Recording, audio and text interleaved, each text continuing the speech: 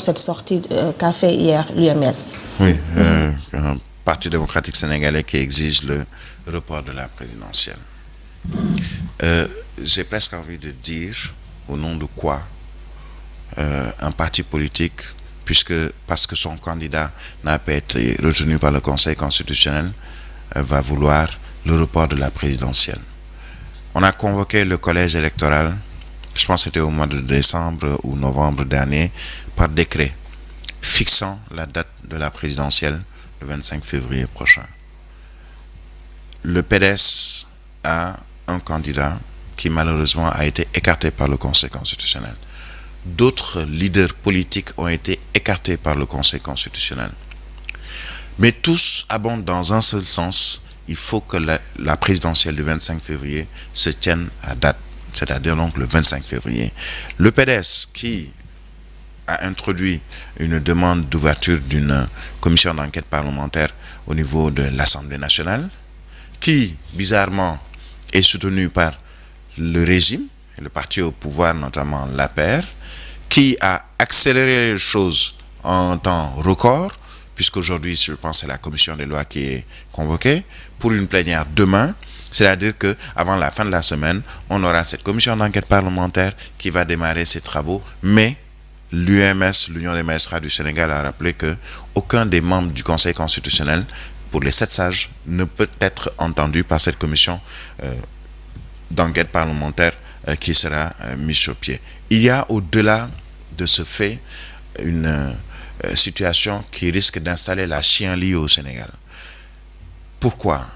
Il y a un pouvoir, le pouvoir judiciaire, qui se trouve attaqué par 2 autres pouvoirs, à savoir le législatif, puisque ce qui va se passer à l'Assemblée nationale concerne le pouvoir législatif, et l'exécutif, puisqu'il y a eu une onction du président de l'APR, président de la République, qui a demandé à ses députés à l'Assemblée nationale de prendre fait et cause, ou en tout cas de permettre l'ouverture de cette commission d'enquête parlementaire. Quand je parle de chien-lit, on a vu le communiqué de l'Union des magistrats du Sénégal, qui estime qu'il faudrait que tous les magistrats se liguent pour dire non à cette forfaiture et surtout rappeler aux différents pouvoirs, aux autres pouvoirs et à ceux qui prétendent au pouvoir au soir du 25 février qu'il y a une séparation nette des pouvoirs, ou en tout cas ils veulent cette séparation, puisque les membres de l'Union des magistrats du Sénégal ont au fur et à mesure rappelé à tout le monde, à l'exécutif, au législatif, aux citoyens sénégalais de manière générale, qu'il y a une séparation des pouvoirs au Sénégal et on ne saurait faire fi de cette séparation des pouvoirs. Si le Parti démocratique sénégalais exige le report de la présidentielle, c'est tout simplement parce que leur candidat a été écarté sous un prétexte qu'ils trouvent fallacieux, puisqu'on parle de double nationalité. Mais on parle de Amadou Ba, puisqu'on a désigné Amadou Ba comme étant le principal fautif de cette situation au Conseil constitutionnel. On a cité 2 magistrats membres du Conseil constitutionnel comme étant même pas corrompus, mais on parle de soupçons de corruption pour ces 2 magistrats. On a vu depuis quelques jours plusieurs personnalités politiques de la société civile et même des robes noires, à savoir les avocats, prendre fait et cause pour au moins l'un de ces 2 magistrats qui ont été pointés du doigt, à savoir le juge Cheikh Tidiane Coulibaly, où on a vu par exemple Maître Ciré Clédor Ly dire que, écoutez, je ne suis pas son avocat, je ne suis pas son ami, je le connais peut-être pas, mais quand même, il faut savoir raison garder, ce n'est pas quelqu'un qui peut entrer dans ce cercle de corruption, et comme je le disais il y a quelques jours, quand il y a une corruption, si c'est avéré, il y a un corrupteur qui gagne à un report de la présidentielle, non pour un report de la présidentielle du 25 février. Il n'y a pas que le PDS qui n'a pas de candidat, ou le candidat Karim Wade qui a été écarté pour cette présidentielle. Et les autres candidats, est-ce qu'ils ne sont pas plus valeureux, ou est-ce qu'ils ne pèsent pas également au plan politique par rapport au Parti démocratique sénégalais? Je n'ai absolument rien contre le Parti démocratique sénégalais. Je n'ai absolument rien contre Karim Wade. Il a peut-être fait des erreurs, peut-être qu'on lui a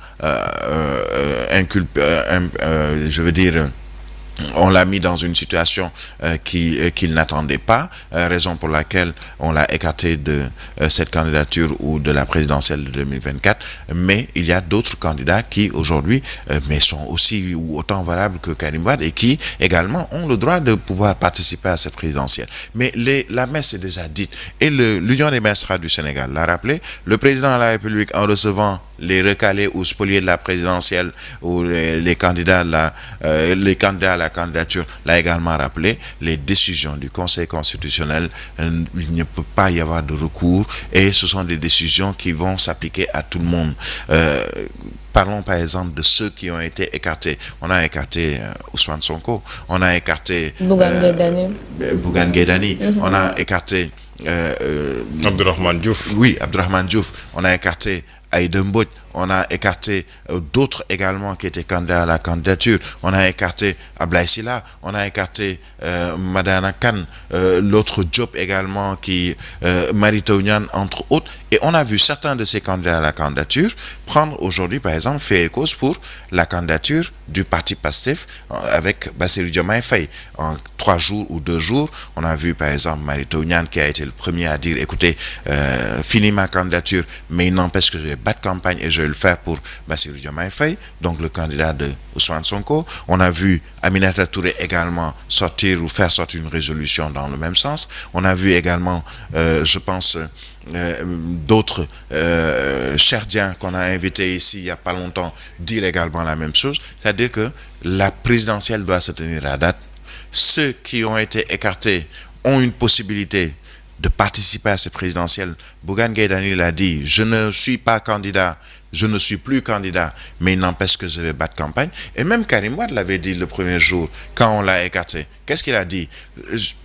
De manière directe ou indirecte, je participerai à la présidentielle de 2024. Indirect, ça veut dire que je suis peut-être pas candidat, mais je vais peut-être reprendre effet et cause pour un autre candidat de l'opposition.